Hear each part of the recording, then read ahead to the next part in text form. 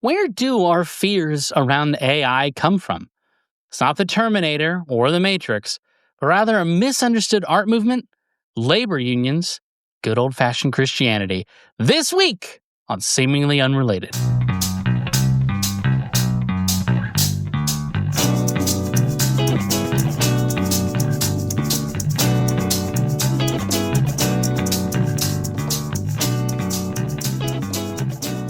Welcome back, everybody, to your favorite podcast, Seemingly Unrelated, the podcast where we connect the seemingly mundane elements of everyday life to the most unbelievable but true stories and events across history, society, and culture. This might sound different than normal because I am Mr. Dr. Professor Sir Lord, I think I did that in the right order, Andrew Johnstone, a lecturer in Culture, Media, and Society at the University of Glasgow. I am still joined, as per usual, by our producer, editor, Gen Z ambassador. It's Naomi. Hello, Naomi. Hello. I keep saying Gen Z, but I'm like, that's the American way to say it, isn't it? You've been ruined. This podcast has damaged you. Hanging out with too many Americans all the time. Oh, the worst. Yeah. But it can't just be the two of us, Naomi, because, I don't know, it'd be fine, but we both already know everything because you've seen the notes and I wrote the notes. So we need a third.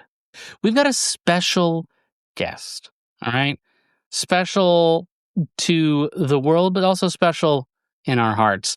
They are a PhD researcher at Heriot-Watt University. It is Franklin Johnstone Didymus. Hello, Frank. Hello, everybody. How are you doing today? I'm good. I'm glad you used my point about Gen Z because I kept hearing people on podcasts in the UK saying Gen Z, and I thought that sounds very bizarre. So I'm glad you've brought it into this podcast as well. It needs to be talked about. So, Frank, if you could please, do you have a 1-sentence, 2-sentence elevator pitch summary of the work that you do at Heriot-Watt so that the listener can get a sense of what your background is and why maybe you were chosen, other than the fact that we live in the same house, to be a guest on this episode? I like we live in the same house. It makes us sound like flatmates. I'm assuming your very intelligent audience will have noticed the surname that I have is part Johnstone and kind of done the maths there. So awful. Get that S out of there. I was going to say, you're trying to traumatize me by give me your PhD elevator pitch. I'm like, feels like I'm at a conference. No, basically, I'm a PhD researcher at Heriot-Watt University in the Institute of Social Policy, Housing, Equalities Research. And my research is into healthcare's role in homelessness prevention. So looking at what are they doing and what could they be doing and how can we help to enhance that. Excellent.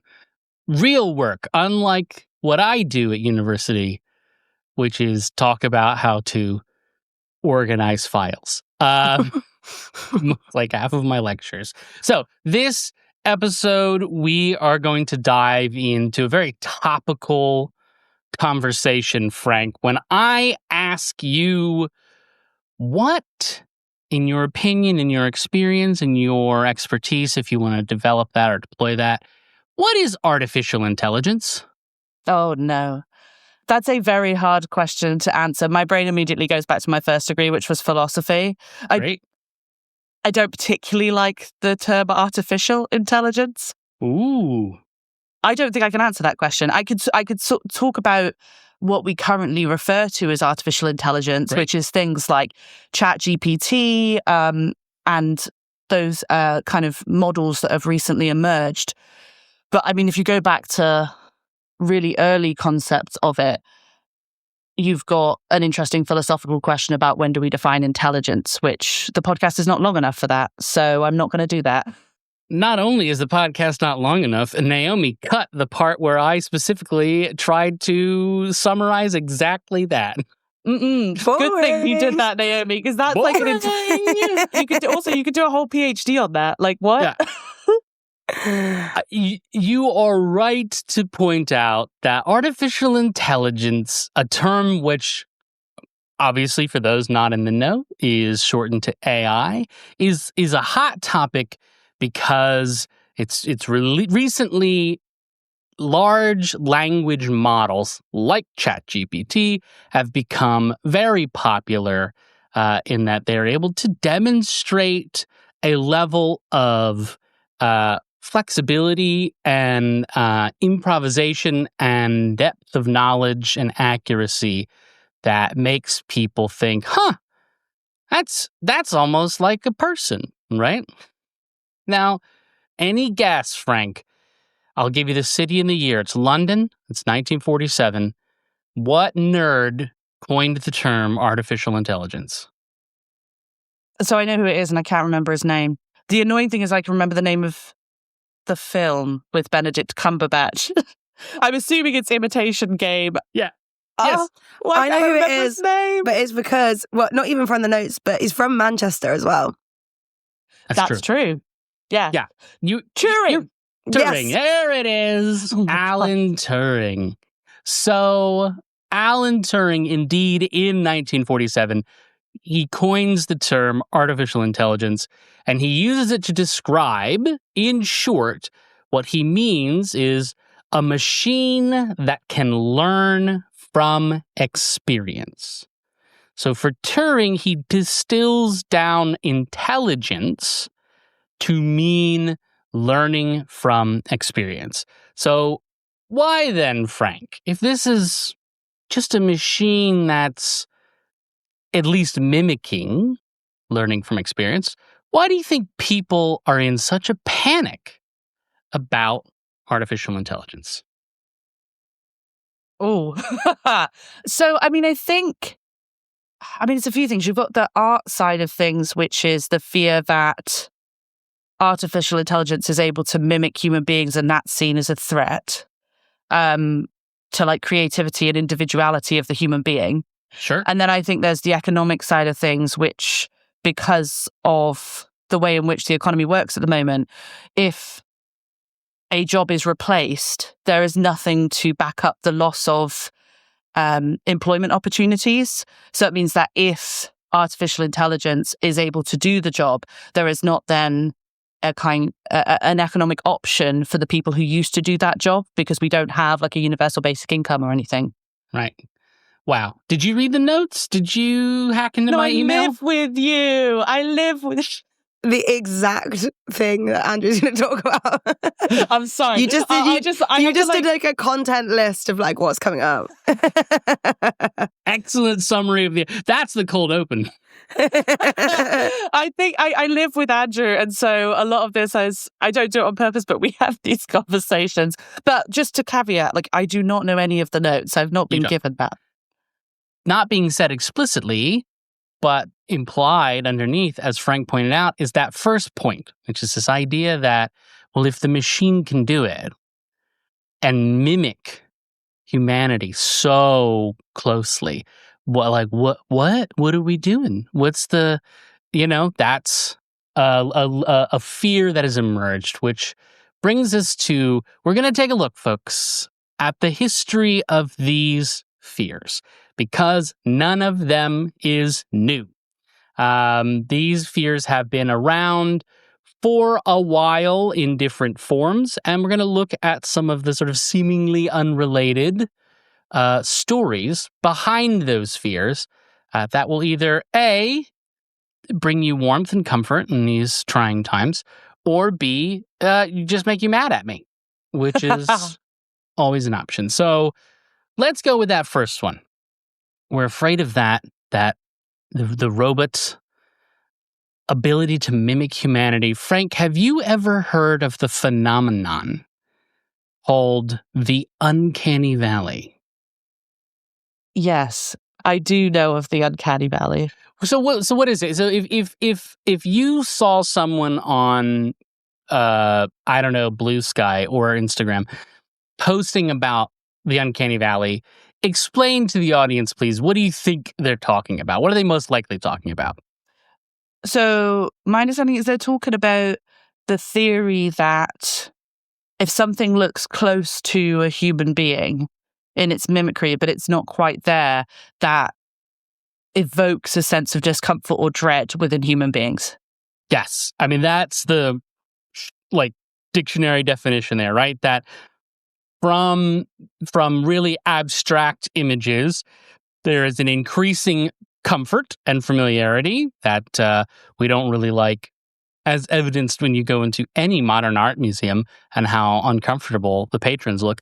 People don't really get the abstract, but then when things start to look more and more human, people become more and more comfortable, right up until some point. There's some closeness where there's a sudden dip. Discomfort suddenly hits the floor. And then if it gets even more human, it goes back up to being comfortable because it just seems like you're talking to a human, right? But isn't the concept that the more human it looks, the more uncomfortable it makes you?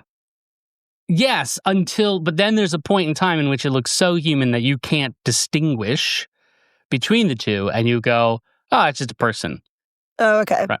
So, this happens a lot. Like, you'll see some company will be like, we've got this new robot, and we've put like a realistic human face on it. And then you look at it and you go, that's a robot. Like, and it looks terrifying. Like the dancing baby. Absolute nightmares. Correct. The dancing baby. And now for something completely unrelated. I'm not seeing the dancing baby.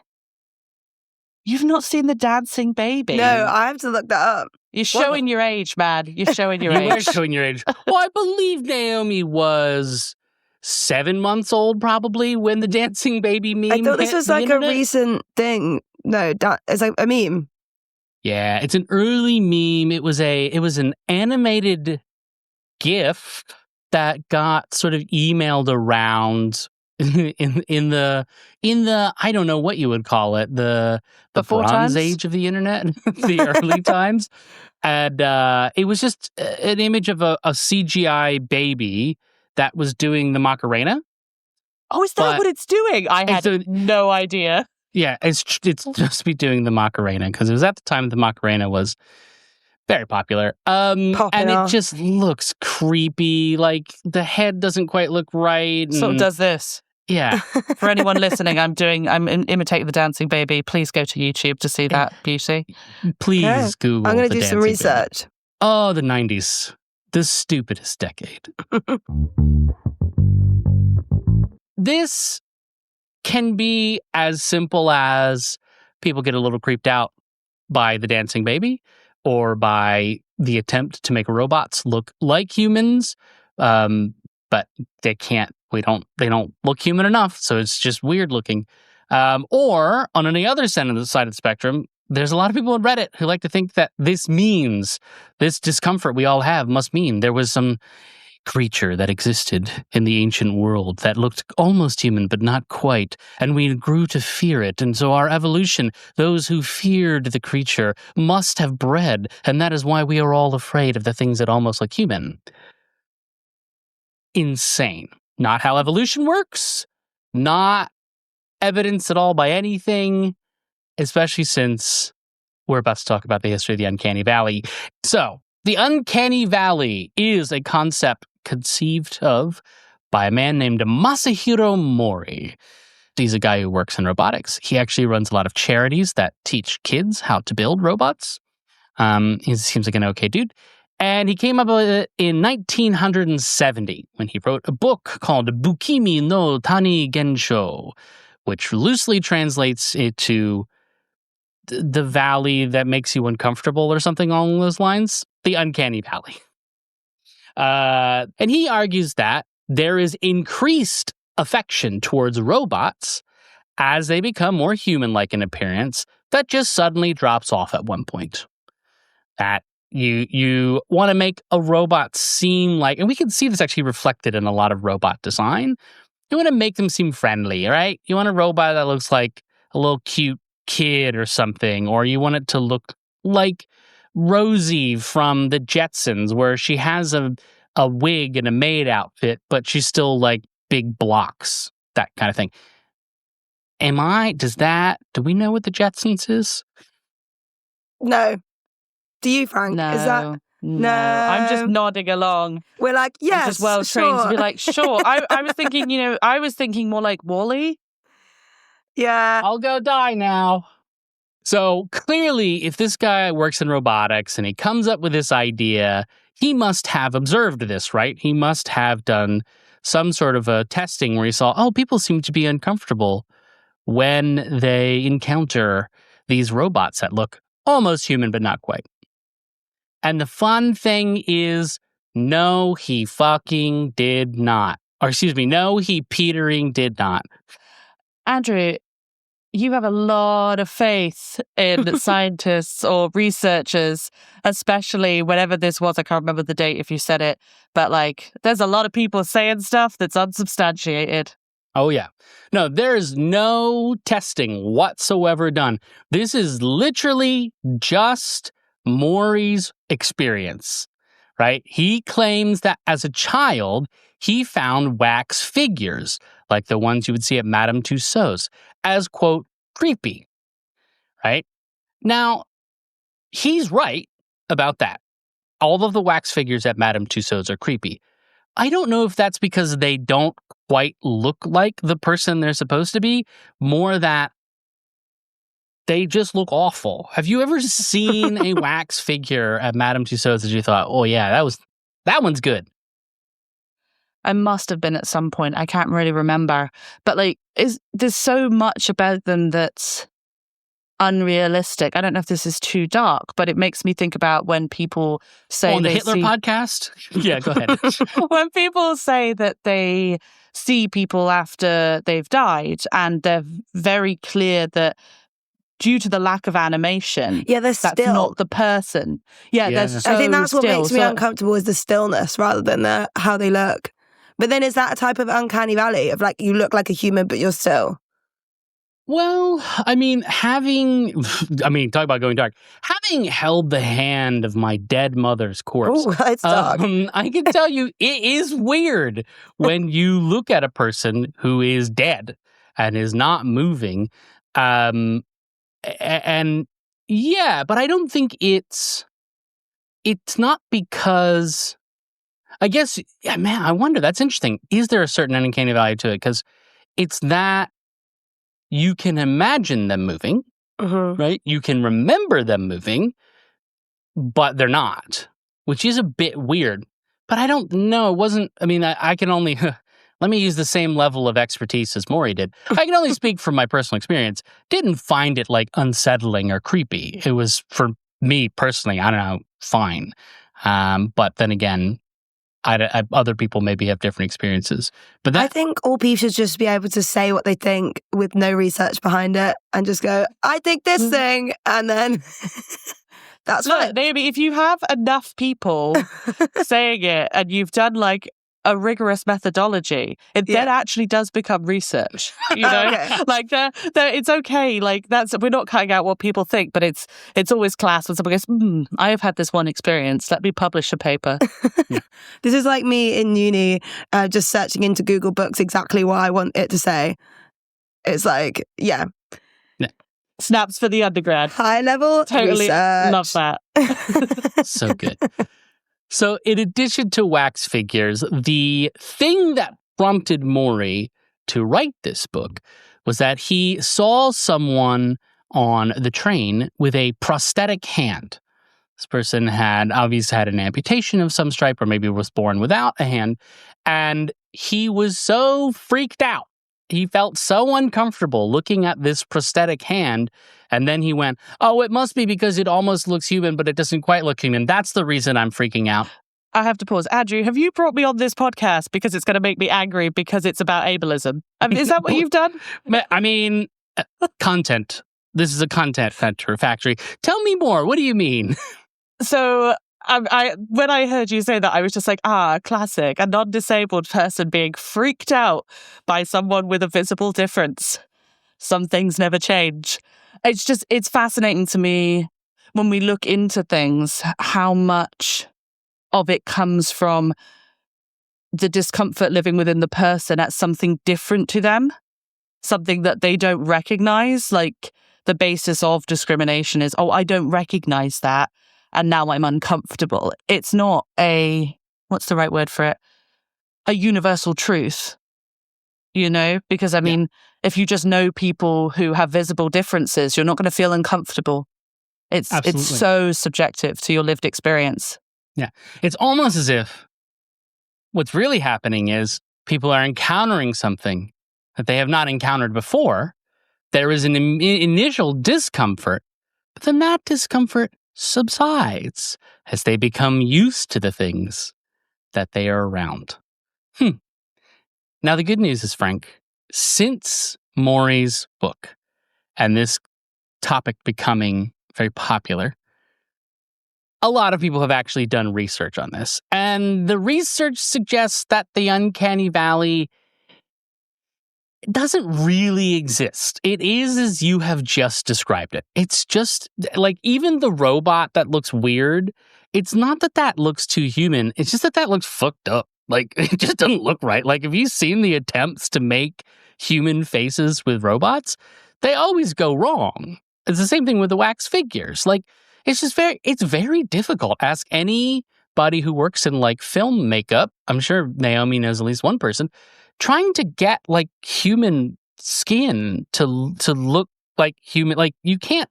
It's hard to recreate that and make it look right and not just have it be like, well, that's like, what's the color on that? That's so strange. I think the point about it being something people have not had close contact with is a more prescient point here, or more real point here. I don't know what the right word for it is, but I think if we were always if you grew up surrounded by robots that we tried to make look like humans, it would just look normal to you. It wouldn't be, there would be no discomfort. And I do think, not to go too off the rails, even though this is called Seemingly Unrelated, that a lot of it is to do with our kind of obsession with how we look, or there being a certain type of way we're meant to look. And that being what people, there's an expectation. And when people don't meet that expectation, which is kind of the basis for like discrimination and ableism, we don't realize that the discomfort we're feeling exists within us. It's not being caused by them. It's actually completely on topic, what you just said. Yeah, that is shockingly exactly on rails. What Andrew is exactly about to talk about. So, because the evidence suggests that the number one predictor of a person's comfort with a robot or an artificial intelligence is whether or not they find it attractive. Oh, God. Now, that can mean aesthetically pleasing. Okay. So, for example, things that are kawaii, right, cute, no one's mad. If it's cute and it's having like a full, like Nietzschean, existential, nihilistic conversation with you, you just talk to it. People may report that the things it's talking about make them uncomfortable, but the delivery vehicle not. People love cute stuff. People love cute stuff. They also are constantly horny. So sexual attraction also matters. So people who want to have sex with whatever AI or robot has been created, they feel none of this. They do not report any of the uncanny valley symptoms, which does explain the flourishing popularity of relationship chatbots and why some estimates as many as 2 million people are dating ChatGPT at this very moment. Get it, ChatGPT. Yeah, ChatGPT is slaying. If all of us could be that lucky in love, Yeah. Wait a minute. My husband's on this podcast. Whoops. Do you want to date ChatGPT instead of Andrew? Or? I mean, in some ways, it's not that different. Wow. Yeah, Andrew researches every book that he's ever read in his head. I mean, I ask a question, I get an extremely comprehensive answer. So I've actually got like something to add to this about AI though, Please. because so these relationship chatbots, it's really interesting because there's this podcast which I really recommend to the listeners called Black Box. It's really, really good. They actually speak to people who created AI, but one of the episodes was about this woman who her friend died and she really missed her friend, but she was like a programmer or something. And so she, like, if you've ever seen the Black Mirror episode where the guy who dies uses his phone loads, so they upload all his messages. She basically did Black Mirror. So she uploaded all of his old text messages to the AI learning system and recreated his personality so she could still talk to her friend. And she found it so comforting that she ended up rolling it out as an app. And it was meant to just be a companion for people who were lonely. And it ended up loads of people were in love with it and then started doing sexual things with this AI. And then some people like married it and like it was crazy. And then she updated it to not be sexual because I think it was that younger people were accessing it and it wasn't PG for them. And then loads of people were like overnight their partner changed personalities completely. And it was this really weird thing, this uproar of everyone grieving the loss of their partner they've been talking to for like 4 years on this AI app. Mad. Whoa. Yeah. Now I'm thinking, do I have to write in my will that no one's allowed to like open source my text messages? Too late. Thanks, babe. So when people look at the data, people are more afraid of a faceless AI than they are of a human-like AI, which is why Google has made its Gemini campaign specifically about the natural conversation patterns that Gemini engages with. This whole uncanny valley thing, it may describe something. I think you and Naomi have hit on something more relevant, that stillness, the fact that the wax figures or dead bodies or whatever don't move is that's unsettling. But if it looks too human, it doesn't actually make people that uncomfortable so long as it's not ugly and it's not cold and it's not boring. That's really the thing that matters more. So these fears that the Redditors have, that we've got to stop the AI because it's a threat. It's a thing that threatens our humanness because evolution. No, that's not really what's going on. That's not why people are afraid. So what about the economic argument that you brought up, Frank, that Naomi doubled down on? Frank, have you ever heard of the Luddites? I literally went in my head, Andrew is going to say, the Luddites. Of course I've heard of the Luddites. Who are the Luddites? So they were people who protested the introduction of the automated textile mill. Is that right? In like the 1900s or maybe earlier? Mm-hmm, mm-hmm. No, you're telling me the story. I'll tell you the truth in a minute. You tell me the story you know. Oh, no. That feels like a trap. That's the story that I know. They were concerned about the mechanization taking away their jobs and the loss of income that would come from the improved technology. Absolutely. That is the story of the Luddites that is so often cited. You were right, 19th century. Laborers in England working in... it's not always the textile business, but the textile business is the most common. They rebel against the construction of machines for doing their job that they want to do as much as possible by hand because it will upset their economic situation. And they're called Luddites because they were led by a man named General Ludd. So therefore, the Luddites, which if you accept the capitalist narrative that one's identity is framed almost entirely by one's employment, this makes a lot of sense in terms of the current AI situation, right? We have to fear AI because not only is there an economic consequence to it, but it's also just going to, well, who am I? If the robot can make the plays and I'm a playwright, then what am I if not a playwright? What's the real story of the Luddites? We do not have the time to get into the full details. But I have sourced all of what I'm about to say from actual primary source documents of Luddites, because the Luddites were an actual political, social movement from about 1805 until about 1830, primarily in England, and usually in a couple of cities. Let's see if it all makes sense to you, Frank. Leeds, Sheffield, Nottingham, Manchester. Those would be the big four cities.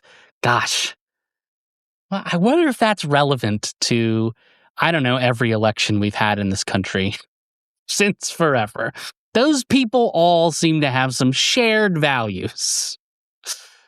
So, the Luddites were indeed actually a series of movements. So there's sort of like a couple of peaks and valleys. And the General Ludd, for whom they were named, not a real person. General Ludd was a pseudonym that was attached to graffiti that was left behind on a factory in Nottingham because people were mad that the owner of the factory in Nottingham did not want to give his workers a raise. They believed that they deserved a raise. He said no. So they wrote all this, they scrawled all this graffiti and smashed a bunch of windows, general vandalism, and said, "You can come find Ned Ludd in Sherwood Forest." Oh, someone in Nottingham said that they're like a bandit you can find in Sherwood Forest. I can only imagine the why of it. Classic. Yeah. So, like, Ned Ludd is just meant to be, a Robin Hood figure. Robin Hood also not a real person. But he stole from the rich. No, Andrew, he's a fox. He's an animated fox. A disturbingly attractive one. And now for something completely unrelated. Yeah, have you seen those cakes where people like say like, oh, what is it called? But like a animated character that they would have sex with. A furry? And it's called a Hear Me Out. It's like a Hear Me Out cake. And they bring along like animated characters and then they stick it in this cake and then with their friends. Mine would be the horse from Spirit. Hear Me Out. Naomi did like horses a lot when you were younger. Yeah. But the horse from Spirit's hot. Whoa. Spirit. You went like... That's a deep cut. That's deep. I fancied that horse when I was younger. I need... Tell me more. Do you not have one? Do you not have an animated character that is your Hear Me Out? Who, me? Anyone. I think Spirit, the stallion of the Cimarron. I think Andrew's too busy looking at Spirit to see if it also works for him, I think. I think for me it was in The Sword and the Stone, the Disney animated film. There's a part where like they flirt with squirrels. They transform into squirrels. The squirrels, I think, were part of my young childhood sexual awakening. I've never heard this story. Incredible. Do you have one, Frank? It's got to be what's it called? Adult Simba.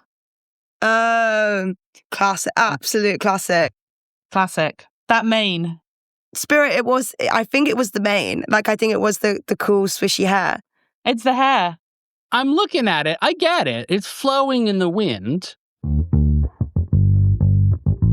So, the sexy fox from Sherwood Forest, Robin Hood, is invoked when establishing the Ned Ludd character. And what's amazing is the name General Ludd, the distinction that he was the leader of an army, was because Parliament passed a law to deploy police and military forces to suppress the Luddites, and they named him General Ludd. They thought he was a real person. Members of the House of Lords specifically believed that there was a Ned Ludd, and if police could capture him, this general of an army of laborers, they could suppress this uprising. And of course, once they named him General Ludd, then people are like, these idiots. And they're like, oh, the newspapers love it too. They're all like, General Ludd escaped captivity. Like he just becomes a great hero / villain, depending It's on how you want to proof. read it. It's proof that misinformation is not new. Yeah, absolutely beautiful. But yes, it is not one single army being led. It's not a single organized movement. It's actually, there's a load of protests and riots. And the first examples in Britain, at least, of the unionizing of laborers. They start to realize that through collective action, they can affect change. And that first step for them is to address their grievances directly with the managers. And when management pushes back, they push back with vandalism. They did smash machines. That was a thing. But what's really interesting is why they smashed machines. They don't say that the machines threaten their wages or their income. The destruction of the machines threatens management's income. That if you destroy a loom, for example, like a steam-powered loom, then the production of a particular factory could be reduced as much as 90%. And if that happens, then management can't make money. Most Luddites themselves were the people who used the machines to make things. These were the actual experts in how the machines worked, which is why they were so good at destroying them. Like, great summary from Kevin Binfield, who's a historian on this. He says, they confined their attacks to manufacturers who used machines in what they called a fraudulent and deceitful manner to get around standard labor practices, and that they actually wanted the machines to be run by workers who had gone through an apprenticeship and who were paid decent wages. So the whole story that the machine is the threat to the Luddites is wrong. They weren't concerned about the machines. Please, Frank. I was just going to say, I love capitalism twisting the story, rewriting the history of what was actually happening, because it's become part of the myth-making around improved technology and people's reticence towards improved technology.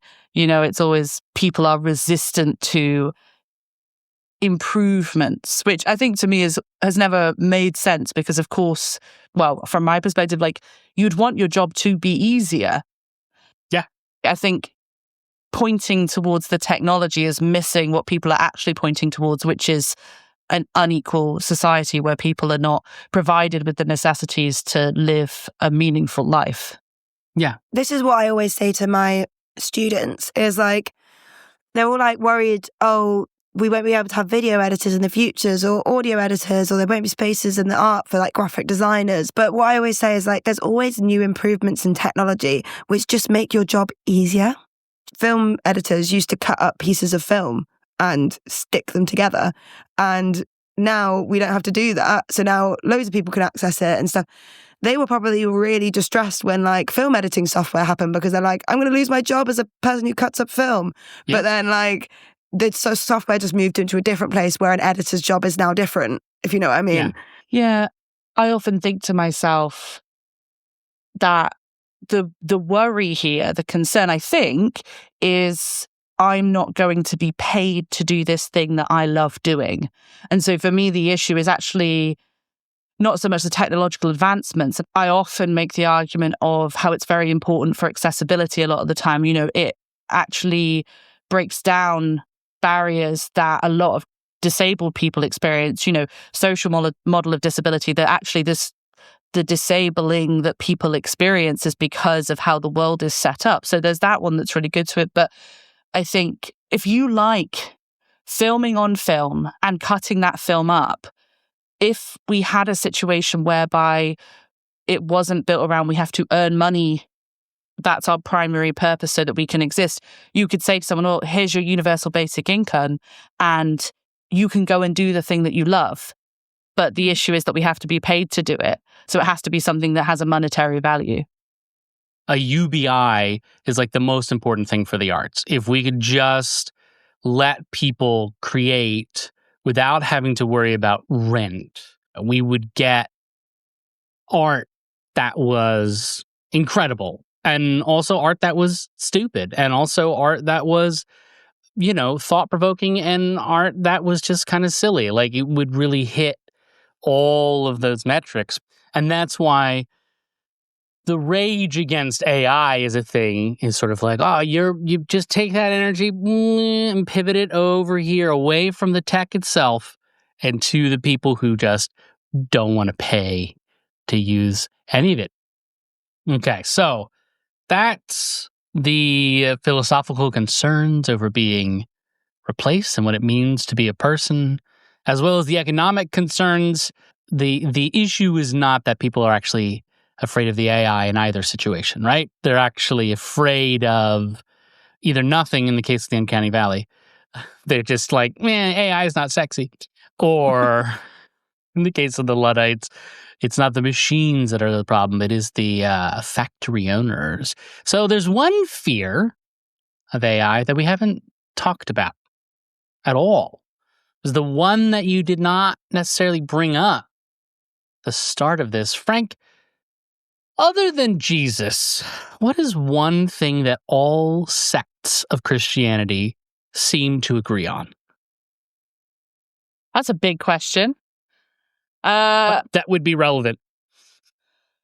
Oh, that would be relevant. Life after death. Yes. I mean, yes, they do. Fair enough. That is another thing. This is a very broad question. Well, yeah, it's a bit broad. I was going to say, yeah, they all believe in heaven. Yeah, they all believe in heaven. But think about how do you get to heaven? Preppers. The end times. Yeah. They all believe, and there's an entire book of the New Testament called Revelations, which describes an end of times where the sacrifices and the sins of this world will come to be light, and there will be some sort of justice or reward apportioned based on one's experiences, one's choices, one's actions, and one's faith, as the case may be. So the rapture is, of course, the Christian term for when all of the good people sort of get judged. But a belief in a coming end time, whether catastrophic or eucatastrophic, doesn't matter, is called eschatology. The belief of an expectant eschaton, a end times. So prominent throughout the history of Christianity are a number of eschatological. I fucking hate this word. Eschatological. Prominent throughout the history of Christianity. There are a number of eschatological groups, which we generally refer to as the millenarians, right? People who believe that there is a 1,000-year kingdom of Christ, as outlined in the book of Revelations, that it will exist either in their lifetime or in a time soon to come, and that indeed there is a fixed date for that arrival. You're probably familiar with people like the Seventh-day Adventists, who said, like, oh, in this day in 1863, this is when the rapture begins. And then they were all there on a hill and were like, shit, the rapture's not here. And the guy goes, wait, I miscalculated. It's next Tuesday. And then that happened a few times. And then they just decided to be vegan and chill, which is fine. Nothing but love for the Seventh-day Adventists out there. Now, this is not unique to Christianity. right? It's also not unique to religions.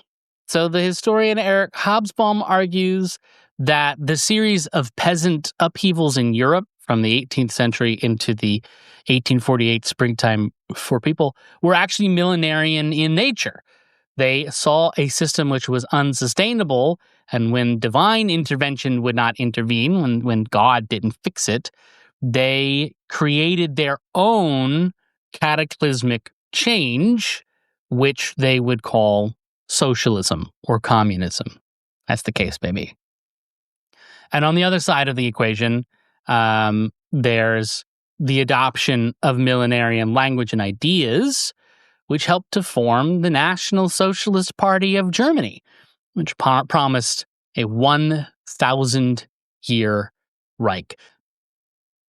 For Hobsbawm, he says that all millenarian movements gain popularity at times of social and economic upheaval, when a class or a large group of people feels they are being repressed by the systems around them. So he cites in the religious example, or a crossover of religion and society, that Anne Lee, the mother of the Shakers, for those of you not familiar with the Shakers, also known as the Shaking Quakers, it's an offshoot of Quakerism, where they dance. They dance during worship. Imagine, if you will, what we would call a black church doing gospel music. That's basically what the Shakers did, but they were a bunch of old white people who also believed that women should be in charge of the church and no one should ever have sex, which is a little bit different. I was going to say, that was a real whiplash there of just like, oh, women, oh, okay. Yeah, I was with them until a certain point. At a certain point where you're like, I don't love this. Yeah, but they preached to and about the alienation of English factory workers. Oh, at the same time, the Luddites were around. Funny how those two movements kind of butted up against each other. Also of note, the Taiping Revolution. We don't have time to get into that, but it blended Buddhism and Christianity and millenarian concepts in both after the Opium Wars to demand the removal of the Qing government in China, which it deemed to be too Western and controlled by Western powers, and wanted to replace it with a government of the Chinese peasant, which did not work. It's all sounding hella Marxist. I'm just going to put that out there. I'm hearing alienation. I'm hearing peasant uprising. If we had a bingo card. For my listeners who are also historians, Eric Hobsbawm, Marxism, never. He's the father of Marxist historiography. Yeah, I was going to say, that's his whole vibe, isn't it? Yeah. But yeah, anywhere that the people share a sense of deprivation and frustration, heightened by an awareness that they are living amidst profound social changes, you will find a millenarian eschatology. Does any of this sound familiar? I don't know what you mean. That doesn't ring any bells for current situations. Yeah. Everything's fine. Yeah. It's a tough time. Full stop. That's the sentence. It's a tough time, right? This is a universally reported thing. It is rare in the year of our Lord 2025 to find people who would say, everything's great.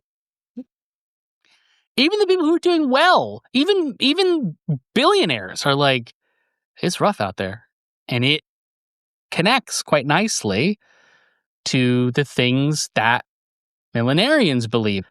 They think there's going to be a catastrophic or eucatastrophic cataclysm. People may not know what the word eucatastrophe is. It's actually coined by J.R.R. Tolkien. A catastrophe is something sudden and unexpected that is damaging, destructive, and cannot be undone. And a eucatastrophe is something that is sudden, unexpected, and cannot be undone, but for the good, which is basically the Lord of the Rings. It's just one big, a little person happens to walk into Mordor and throw the ring in and save the day. That's a eucatastrophe. So, spoiler alert for The Lord of the Rings. Oh no. That's a big part of AI, right? People think that the AI is the harbinger of a catastrophe, something absolutely insane. And most relevant, Norman Cohn, spelled with a C, sorry, Naomi, Rude. he asserts that millenarians are most often, quote, disoriented and desperate and utterly ruthless followers of fanatical prophets who act out with fierce energy a shared fantasy, which, though delusional, brought them such intense emotional relief that they could live only through it and were perfectly willing both to kill and to die for it. Right? And we see that mostly on the side of the people who are the biggest proponents of artificial intelligence, right? That there is a fanatical delusion about the potential, right? It is a fantasy. We do not know what AI can do. The limits of its capabilities are not known because that is the future. And the future is unfortunately not known. Oh, but the promises are huge, right? Climate change, gone. Cancer, gone. Death, gone. These are the things that these people really purport to believe. And if you're following that, you may well you only feel that intense emotional relief by accepting it as true, regardless of the costs involved in executing it, right? The fact that proponents say AI will solve climate change is a particularly interesting example because what is currently happening is the amount of energy and water needed and consumed to power simple AI functionality is so devastating, consumes so much more resources than other typical technological actions that, yes, AI may indeed be something that can come up with climate change solution, but how long will that take? And when it does it, will there be any drinkable water left in the planet? It sounds like what you're saying is AI for some people is taking on that role of faith or religion. Yeah. This is Hobsbawm's thing, right? When you look at the people who are the biggest proponents of AI, they are people who talk about being repressed. They use that terminology frequently, that this society, the system, whether it is too woke or whatever their logic is, they're like, no, we're being repressed. Our speech is being repressed. Our ideas are being repressed. The AI is a better solution to moving in that direction. So when ChatGPT went mainstream in 2022, God, has it only been since 2022? That is wild, man. It's been about 3 years. Yeah. It came on the heels of, on everything. It came on the heels of COVID. We had some elections that had gone crazy. We had obviously the 2008 financial collapse, but the echoes of that in other economic scenarios, a sense in society that the difference between the average person and the richest person was so severe and so significant, and the rise of poverty and ableism and people. George Floyd was murdered, and then there was a whole protest, and then the world's on fucking fire, and then someone says AI. Of course, people are like, "Fuck it, that's it, that's the end." Like the AI is it. I will say that on this podcast, the Black Box one, the people who created AI as well, like, they said a really interesting point, which is that AI is the first being in history to be able to access information going back hundreds of thousands of years in the whole of history. Do you know what I mean? Like, normally people have a limited lifespan to learn, and then all my thoughts and stuff won't be passed on, just anything I've written down. But AI can access everything that's been written down and thought since history writing began. So therefore it is like infinitely could become more intelligent than us. But I don't know if you agree. Well, I mean, it can access about 0.0001% of what humanity has created, because that's what's in archives right now.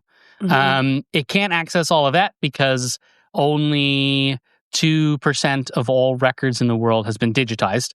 So I want to disagree with the point that it has 100,000 years worth of information. It does not. That's very comforting, actually. But the point is interesting that artificial intelligence can access information across a very large swath of time in a speed and with an accuracy that humans cannot come close to, right? And that can be daunting. But at the same time, that doesn't mean it's going to kill us. It doesn't mean it's going to kill us. There's no reason to suggest that.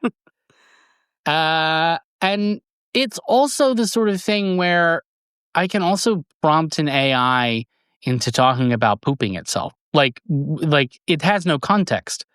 It may have the scale of human history, which is not really accurate. That's a bit of an imagineering situation, but it has no context for any of it. It doesn't it does not make meaning. Okay, yeah.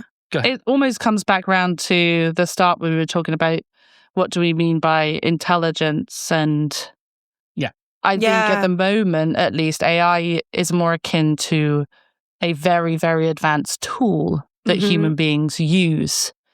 I think often at the moment when I have people bring up around me like fears about AI, a lot of the upsides and the downsides that we're seeing are really about what human beings are choosing to do with this tool that's at our availability, because that's what's happening is we're inputting things and then it is outputting things. And I think the point about all of human history is a really important one to, I don't want to say undermine, that's too strong, but to challenge, because also we know that the human history, full stop, digitized or otherwise, is extremely biased. You know, it's extremely male, it's extremely white, it's extremely able-bodied. So we as human beings are missing a huge amount. And then what is digitized is going to also follow that pattern as well. You know, if you look at how many digitized archives there are in different parts of the world, it's going to be massively skewed towards, countries that are rich, that have a history of colonization, all of that kind of stuff. So I think that's a really important thing to remember with this. And that's where I become concerned, is how human beings choose to frame AI. I always come back to, it's the humans we need to be looking at, not the machines. Yeah. Again, it doesn't have the ability to do context. So again, also very important, like Frank said, ChatGPT went mainstream in 2022. It is older than that. They've been working on ChatGPT for years before that, but that's when the commercially available GPT-3 became available. And like that's 2 years ago. Let's round them, say 2.5 even. It's new. We don't know what it can and cannot do fully. And like, it's still developing. And like both of you have just said, we are not afraid of artificial intelligence. What we are afraid of is that for the last, let's say 15 years, 20, 25, we've been living in a series of, quote, interesting time. And everyone's a little fucking on edge. And when the people who pop out and say AI is great are the same crazy people who told us that Bitcoin and cryptocurrency was going to change everything, or the people who were like, developed Facebook or other social media platforms. And then when it became obvious that that was causing like, body dysmorphia and a load of other issues in people, they were like, oh, we'll fix it. And then didn't do anything. It makes people a little nervous. So I would argue then, don't get mad at AI. In fact, learn how to use it. I think everyone should just take a minute and sit down. I'll put links in the show notes. There are less energy intensive LLMs you can practice on. Don't use ChatGPT. Do not sit down with ChatGPT to play. I will put a link. There's some stuff that uses GPT-3 and a couple other slightly older models, and it uses like the same amount of energy as I think like to boil a cup of tea or something like that. To boil a cup of tea. To boil the water to make a cup of tea. Showing your US basis to boil a cup of tea. Well, no, you put the bag in first, and then you put the cold water in, and then you put it in the microwave, don't you? I'll fight you. I will fight you. Do that for a bit. Get familiar with it. Get this uncanny valley thing out of the way, and realize that, just like a hammer, the tool is not the problem. It's the maniac who's trying to smash your skull in with the hammer. That's the problem. So, Andrew, before we wrap up, is there anything you'd like to tell the listener about your research for this episode? Absolutely. Thank you, Naomi. So one of the things we always say, right, is to check your web sources. When you go look things up on the internet, check to see where it's coming from. And if it's a reputable institution, right? So if you see something from Harvard or from Oxford, or the National Institutes of Health, you can feel at least comfortable that some good research was done.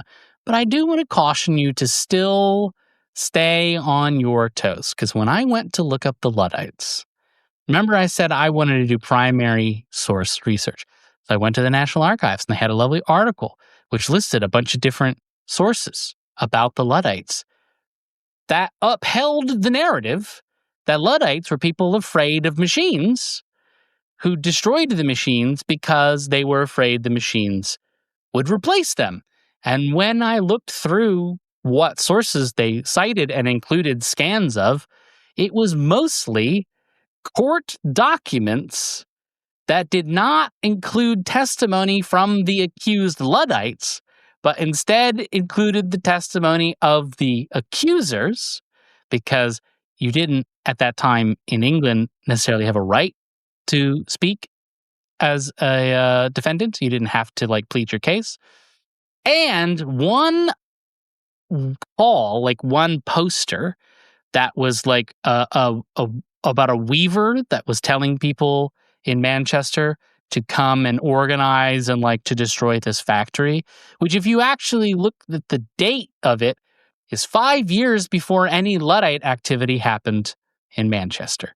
So it had nothing to do with the Luddites. So when you're going to these places and looking in these sources, let's try to do what the AI can't do and take these things in context.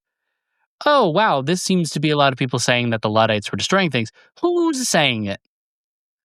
What might be their motivation? Or, oh, this poster seems to indicate that Luddites were organizing a violent destruction of a factory. Who put that up? When did they put that up? Why? What would the actual, did anything happen off of that?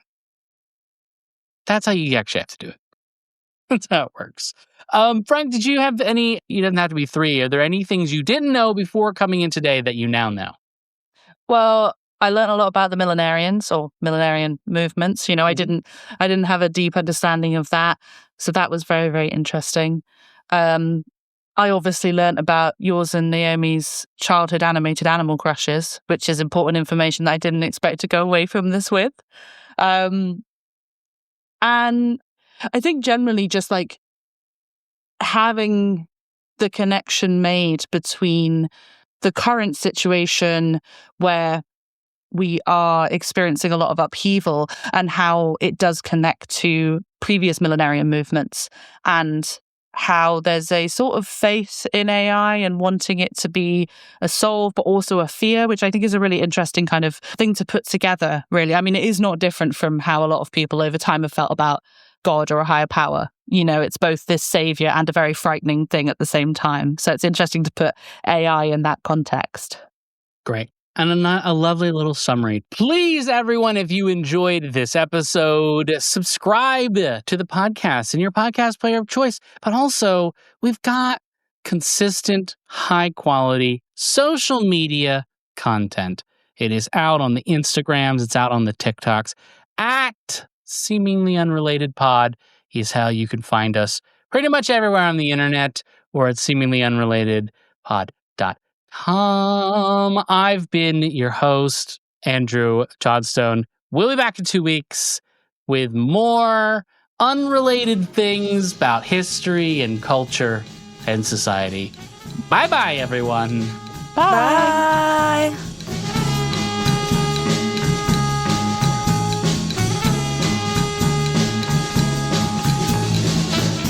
Seemingly Unrelated is a Life's Little Murder Boards production.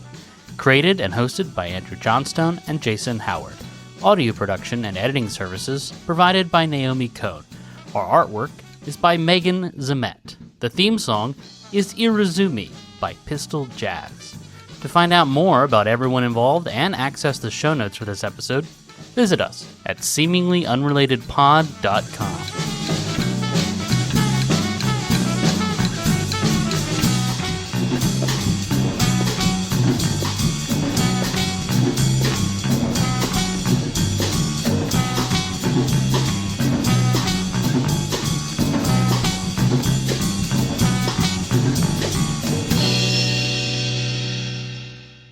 But it's not 100% over.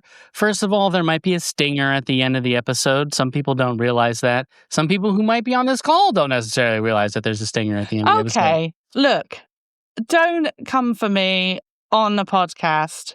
Did you not know that we have a stinger at the end? No, I do know. I was listening to the podcast and Andrew obviously was just listening to me listen to the podcast, and I paused it before the stinger and he whipped around the corner and was like, oh my God, you're not even going to listen to the stinger. So I know it's there. I just forgot. I feel attacked. I think we've got a great stinger. Yeah, I just thought that. I was like, I'm going to put this at the end. It's only And for then true, Frank will never true know. fans. And then, yeah, no one will know. Still, people will not know. So if you listen to the end and hear the stinger, tell us, because I think a lot of people probably turn it off. Excellent.